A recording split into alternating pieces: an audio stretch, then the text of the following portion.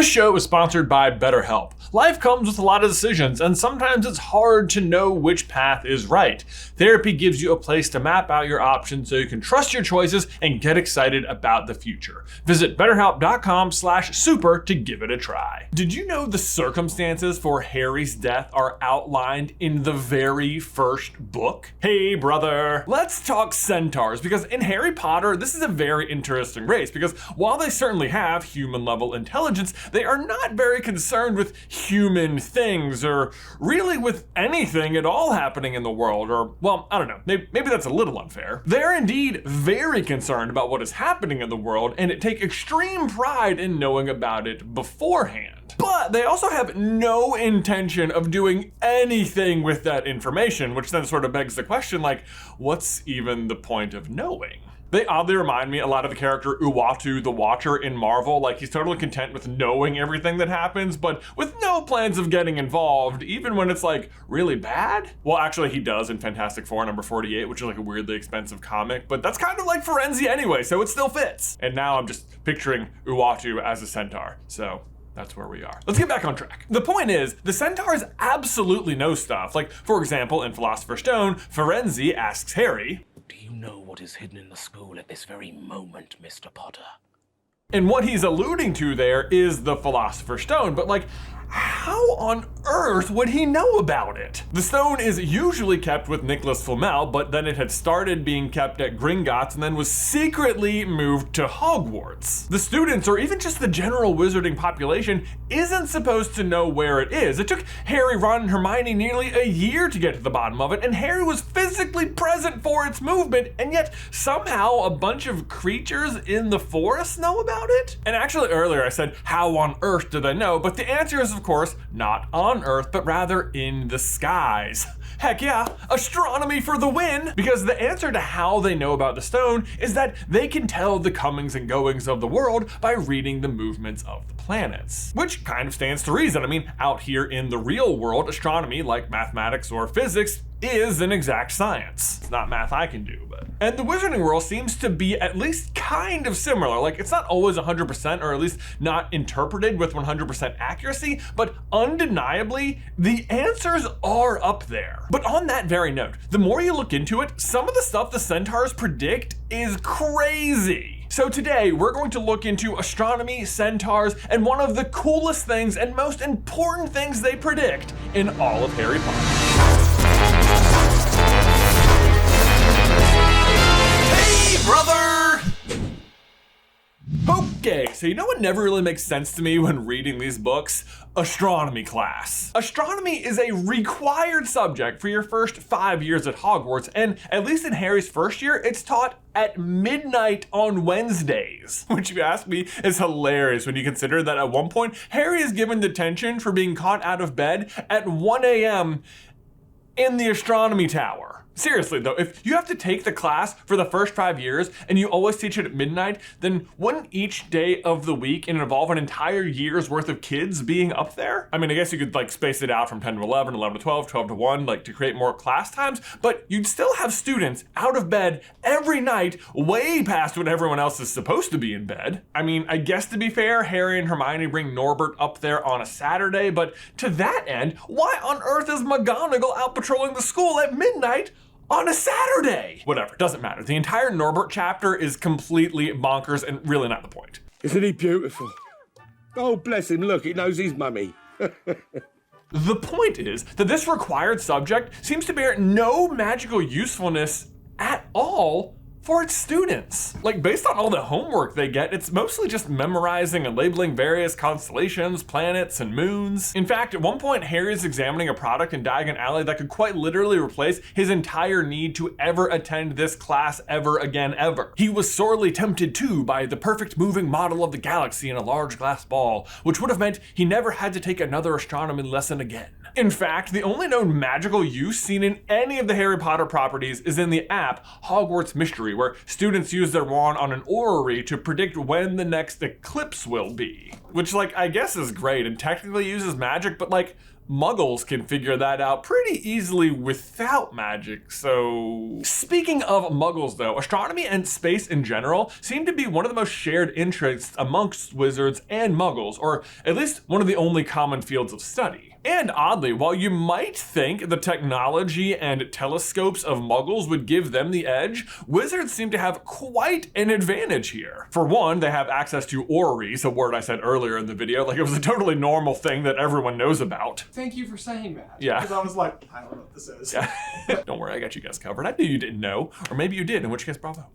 But it's basically just a small working model of the solar system, but like wizards can just look up close at the whole galaxy with enough accuracy to know that Jupiter's moon Europa is covered in mice. Sorry, I got this stupid trick keyboard. It's been making mistakes all May. But it's maybe not that surprising though, because when Harry and friends visit the Department of Mysteries, one of the doors they go through is the space room where Ron sees Uranus up close. I know. You come for the Harry Potter, you stay for the highbrow humor. But the fact that the space room exists in the Department of Mysteries suggests there are many mysteries that wizards don't know about space. Which is wild considering how close they can get to everything and how much access they have to the planets themselves. So really, what mysteries are they after? And if you ask me, the answer is the future. Which, yes, I know there's also the Hall of Prophecy, but within the story, there is a certain difference between the future foretold in the stars and the future foretold in the prophecies. One seems more scientific, if you will, and the other seems a little more like, you know, like riddle-ridden and wibbly-wobbly. Neither can live while the other survives. What does that mean? What do you mean? What do you mean? What do you mean? Even Dumbledore, for example, doesn't want to teach divination because he thinks it's kind of a silly subject. I had gone there to see an applicant for the post of divination teacher, though it was against my inclination to allow the subject of divination to continue at all. Right, so Dumbledore is anti-divination, but keeps the otherwise magically useless astronomy class on board as a mandatory class, and holds that class at a time where, if students are caught out of bed, they will be given detention in the Forbidden Forest after hours, which you're not allowed to be in bed for. You want to talk about wibbly wobbly, I mean, the rules at this castle sometimes. Okay, y'all, now we have to take a quick moment to give a huge thank you to today's sponsor, Factor. We all know the holidays are jam-packed with more tasks than our typical day-to-day lives usually include, whether it's shopping, wrapping, office parties, or a movie marathon of all of your favorites. Our schedules are full, and the last thing you want to be worried about is your daily or weekly meal prep. And good news, that is where Factor can help. So this holiday, skip the meal planning, the grocery shopping, the chopping, prepping, cleaning up. Just get Factor's fresh, never frozen meals delivered to your door. They're ready in just 2 minutes, so all you have to do is heat and enjoy. My family loves a good Factor meal, whether it's my wife Beth, who is currently half marathon training and needs a nutritionally balanced meal at the end of a day, or me, who just simply enjoys Factor's cheesy bacon ranch shredded chicken. I mean, who doesn't? Like, seriously though, it's so good. I think my favorite parts are the cheese and the bacon and the ranch and the chicken. Seriously, healthy meals, never frozen. Ready in 2 minutes. Check it out for yourself by heading over to factormeals.com/super50 and use code super50 to get 50% off. One more time, that's code super50 at factormeals.com/super50 to get 50% off. Link is in the description down below. Astronomy versus prophecy though is also kind of the difference between how Ferenzi teaches divination and how Trelawney teaches it. Everything Trelawney teaches involves a lot of guesswork and interpretation, while Ferenzi's brand of fortune telling informs him that the very secret Philosopher's Stone is now at Hogwarts and being sought by the once powerful dark wizard Voldemort, who happens to be in the forest right now. Like, that is dead on. And this is why I think they teach astronomy, because to those who can read it, the future literally is in the stars. And sure enough, Trelawney does try and teach her classes how to predict the future by reading stars, which is the only actual magical application we see them use their space knowledge for. As ever though, most of what she teaches appears fairly fraudulent, even though, fun fact, Trelawney herself's predictions are always right. Full video by clicking the card. I think Ferenzi actually has a good quote about, like, making fun of how she does it. It's in the chapter, The Centaur and the Sneak. Professor Trelawney did astrology with us, said Parvati, excitedly raising her hand in front of her so that it stuck up in the air as she lay on her back. Mars causes accidents and burns and things like that. And when it makes a right angle to Saturn, like now, she drew a right angle in the air above her. That means that people need to be extra careful handling hot things. That, said Firenze calmly, is human nonsense. Parvati's hand fell limply to her side. Trivial hurts and tiny human accidents, these are of no more significance than the scurryings of ants to the wide universe, and are unaffected by planetary movements. And yet, other fun fact, when Harry and Ron are making up their star chart divination-based predictions, they accidentally predict the 3 tasks of the Triwizard Tournament. Like, everything I'm about to read is one scene. Okay, on Monday, I will be in danger of, burns. That's the Horntail, obviously. Tuesday, I'll, lose a treasured possession. That's alluding to losing Ron to the mer people in the lake. Good one, said Ron, copying it down. Because of, Mercury. Why don't you get stabbed in the back by someone you thought was a friend? And that is Moody setting up the port key, which transports Harry to the graveyard in the 3rd task. And like, I don't know if any of their reasoning is correct, and obviously their timing is way off, but I just think it's fun that they get all of them right from a certain point of view. My point is, though, that the only magical use we ever see wizards put space to is predicting the future. The issue is that they're not very good at it, and they don't understand how to read them. But they're certainly willing to admit it can be done, hence the amount of study. Think of it like rocket science. Like, does it exist? Yes, but do most of us understand it? Absolutely not. And coincidentally, also has to do with space. That said, I think there is at least one wizard who has the hang of it, and unsurprisingly, it's Dumbledore. And we're introduced to this right away. If you recall, back in chapter 1, book 1, he pulls out an odd pocket watch. It was a very odd watch. It had 12 hands, but no numbers. Instead, little planets were moving around the edge. It must have made sense to Dumbledore, though, because he put it back in his pocket and said, Hagrid's late. I suppose it was he who told you I'd be here, by the way. Oh, planets, you say? Well, that's interesting because, I mean, it really makes no sense to have an overly complicated watch to tell you the time of day. Like, that's super easy, although, to be fair, that is also based on planetary movements. But my guess is that this particular timepiece doesn't tell you about the current time, but about a time that hasn't happened yet, which apparently Hagrid is late for. But honestly, Dumbledore having a source of information like this, even if we aren't told about it, would make me feel a lot better about how he knows so many different things going on in the castle. Like when he tells Snape to keep an eye on Quirrell. Like, how on earth does he know? But again, it's not on Earth, it's in space. And that is actually one bit of information we know is in the stars because it's a bit of information the Centaurs also know. And look at that, we've come full circle. Or should I say, full orbit.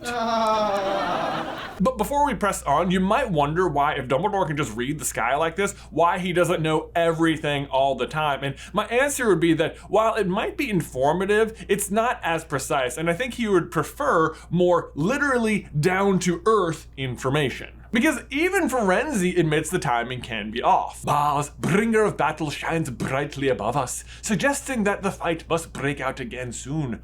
How soon? Centaurs may attempt to divine by the burning of certain herbs and leaves, by the observation of fume and flame. You guys like my Firenze? His priority did not seem to be to teach them what he knew, but rather to impress upon them that nothing, not even Centaur's knowledge, was foolproof. Which brings me to one of the craziest bits of foreshadowing in the entire story. The Centaurs predicting Harry's death in book 1. I'm sure you remember Harry encountering Voldemort in the forest and Firenze saving him, but afterwards they have this whole altercation with another Centaur, Bane, who is very upset that Firenze stepped in. What have you been telling him? Remember, Firenze, we are sworn not to set ourselves against the heavens. Have we not read what is to come in the movements of the planets? Harry interprets this as Bane thinking Firenze should have let Voldemort kill him. Firenze saved me, but he shouldn't have done so. Bane was furious. He was talking about interfering with what the planets say is going to happen. They must show that Voldemort's coming back. Bane thinks Firenze should have let Voldemort kill me. I suppose that's written in the stars as well. But here's the thing. Bane is totally right. Voldemort does need to kill Harry. He's just off by 6 years, but you can see why he's so confused. Because that night in the forest in year 1, all of the key players are in the right place for the inevitable. They know Harry will meet his demise at the hands of Voldemort in the forest. They may even know that Hagrid specifically is supposed to be there, and that this particular occasion must happen in order for the war to end. Always the innocent are the first victims, so it has been for ages past. So it is now. Even the reason they're in the forest in the first place is relevant. Like, the Centaurs have interpreted the unicorns, which Harry and friends are out looking for, as the first innocent victims, which makes plenty of sense considering there's not anything much purer than a unicorn. And yet again, they're off by just a little. The first actual innocent victims are Bertha Jorkins, Frank Bryce, Barty Crouch Sr., and Cedric Diggory. Kill the spare! Avada Kedavra! No! Cedric!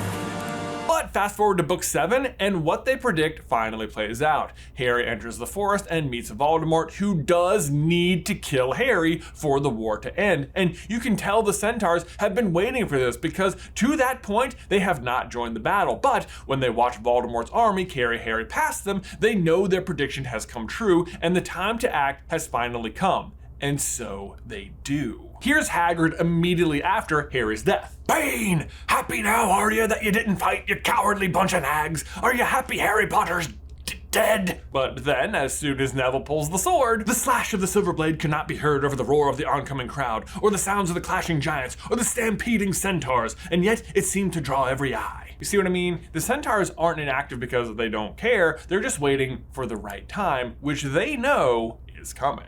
But there you go, guys. That is the Centaur's craziest prediction and the whole point of astronomy in Harry Potter. But guys, thanks so much for watching today's video. Don't forget to leave a like if you haven't already, and subscribe so you don't miss any future Harry Potter content from us. If you want even more Harry Potter content, Ben and I have just launched a brand new podcast called Through the Gryffindor. It is a Harry Potter book club. Each week we are reading another chapter and then going through it page by page, discussing all the new little things that we find. It has been so much fun. If you want to check it out, you can click right over here. But otherwise, until next time, Ben, I will see you in another life, brother.